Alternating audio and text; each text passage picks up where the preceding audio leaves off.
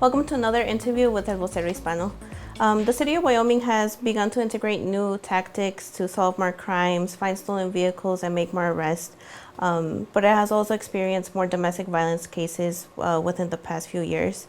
To speak about these issues, I have Chief Kim Koster, Okay. from the city of Wyoming, to speak a little bit more about these issues and what the department is doing in respect of that. So thank you for being here. Thank you for having me. Yeah. It's a pleasure. Before we dive into these issues, I just want the community to know a little bit more about you. So I was learning more about you before this, and I found out you're the first woman to lead the Wyoming Department of Public Safety, and you've been awarded a lot of different types of awards. So how has your journey been with the department so far? It's been amazing so far. I've worked for the department for 27 years, so I kind of grew up in the agency and had a lot of opportunities to grow and a lot of mentors throughout my time with the department. So that really helped shape me and provide me some experience for this assignment now. Okay.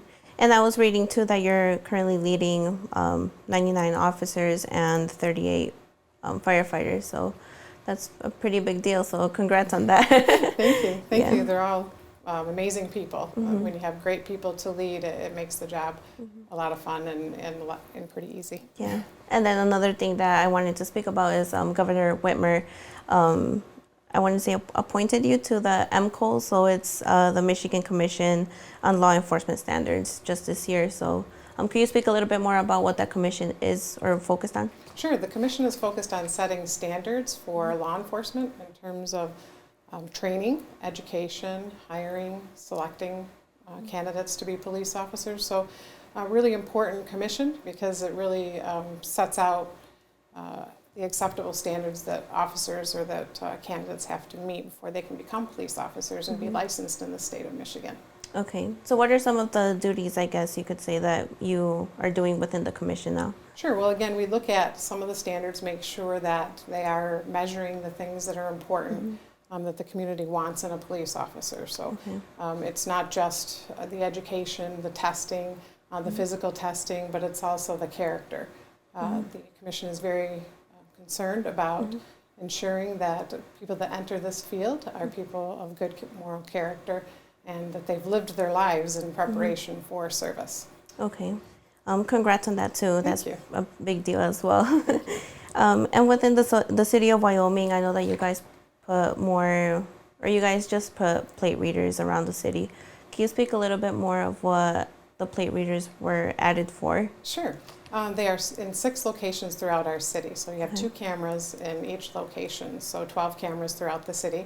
And they're strategically placed in locations where we feel that traffic will come and go through the city and in areas where we may experience some higher crime rates. Okay. And so what they do is they just take a snapshot of a license plate, and if the vehicle is stolen, it will send an alert to the officer on their in-car computers. So it's a really easy way for us to determine whether or not a vehicle is stolen or not. And it does not take a picture of the inside of the vehicle. It's not meant for creating databases. It's simply and solely alerts us to the fact that this vehicle is stolen, or perhaps the registered owner of the vehicle is a missing person, for example. We've had a couple of cases where we've actually been able to locate a couple of individuals who had some difficulties, and we were able to locate them and return them back safely to their family. So enforcement, but also public safety purposes like that as well. Okay.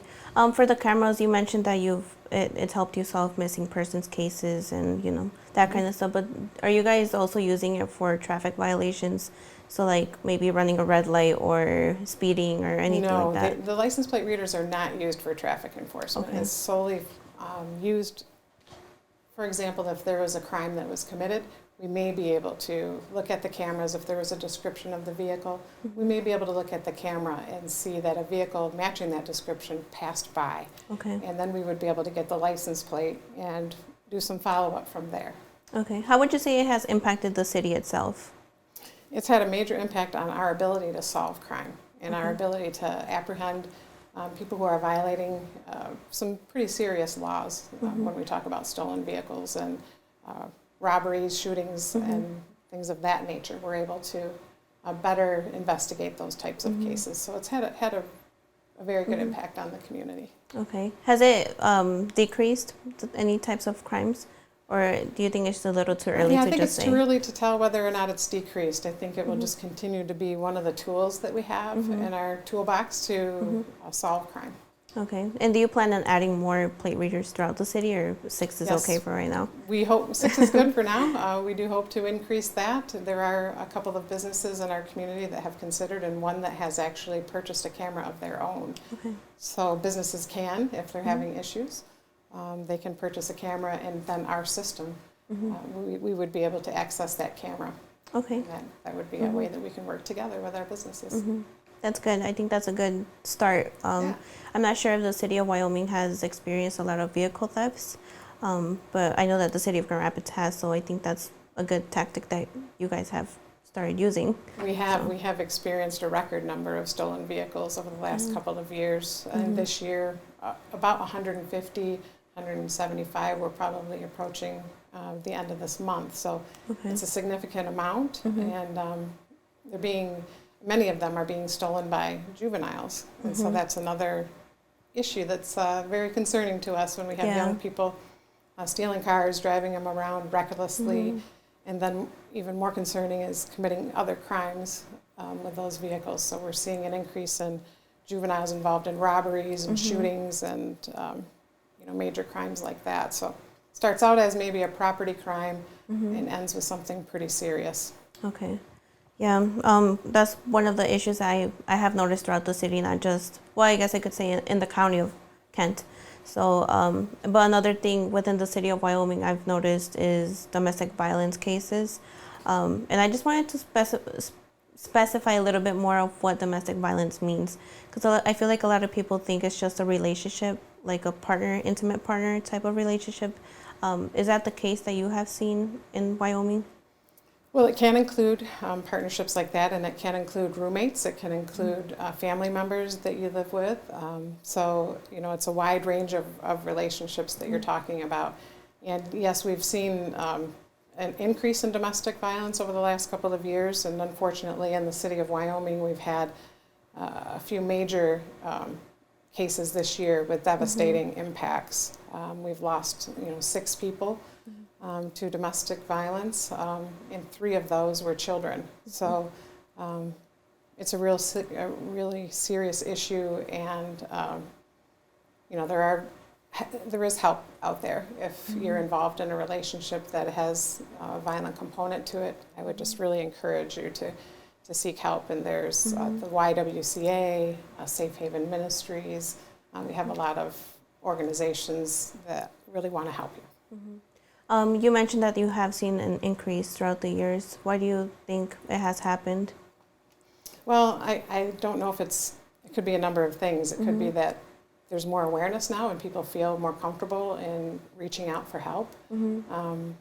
It could be that there's stress in society. There's a lot of different reasons why it could occur, and I don't have the answer to that, but I do know that people are stressed after COVID and all the things that we've gone through as a country. So I think the more stress with jobs and finances and all the things that stress relationships, it's important for people to get help and to make sure that you're solving issues without violence. Yeah, for sure. And within the cases that you have seen, I'm not sure how to ask this, but have you been to houses frequently, or the same house repeatedly over and over again? We do have return calls, and that's where it's concerning when you go back to the same house. And I know when I was a young officer, I would talk to the victims and explain to them that it seems like when we come back, it gets a little bit worse. And so it's really important for somebody who's involved in a relationship like that to understand that things are not going to get better unless there's some type of intervening solution there. So when we go to return calls, it really is an indication that things may be getting worse and they're not going to get better. And how do your officers deal with cases like that? What types of training are you guys receiving for domestic violence cases? Yeah, in fact, we will be training here in a couple weeks. Safe Haven Ministries is going to come in and really talk to officers about other things to look for when they go on a domestic assault case. You know, first and foremost, these are extremely volatile situations, so officers have to be concerned with not only the safety of everyone there, but their own safety. But then, you know, once we are able to separate the parties and figure out what happens and take enforcement action, there's always that follow-up later. You know, what kind of services can be provided, so making sure that we provide them with connections to some support agencies. Okay. And your officers can only do so much, you know, like you guys are there to protect and everything, but what do you think the community can do if they're the ones seeing it before you guys even arrive? Yeah, I would say really try to talk to the victim, talk to the person that's involved, and encourage them that they don't have to be in this relationship. It's easy to say to get out and to leave, but oftentimes there are financial reasons, there are children involved and things like that, but just to let them know that there is support and that there are ways that they can safely get themselves removed from the situation, but that they just need to get some help in order to do that. Yeah, it's bringing me back to one of the cases that has tragically impacted the Hispanic community. I know it was maybe a few months ago on Godfrey Street. So I can't forget that case, you know. It's something really sad and tragic. 2 kids involved, and, you know. So that's why I ask what the community can do, because I know that maybe the neighbors don't want to intervene, or, you know, it's none of my business, I'm not going to, you know, get in it. But I feel as a community we should do something to stop and not have more of these tragic cases happen. I totally agree. And calling 911, calling our non-emergency line if it's not an emergency, but if you suspect that somebody is being assaulted, calling 911 is appropriate, and it's what we would ask you to do to be involved. You can do it anonymously, you don't have to give your information, but it's really important that we look out for our neighbors and that we report things like that are happening, just so that help can be obtained. I know it's in a day and age where people think that we should mind our own business.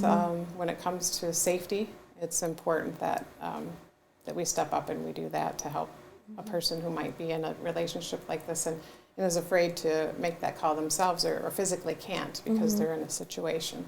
Yeah. This is just domestic violence, but for other cases like shootings or robberies or car thefts, have you seen the community be more helpful with you guys?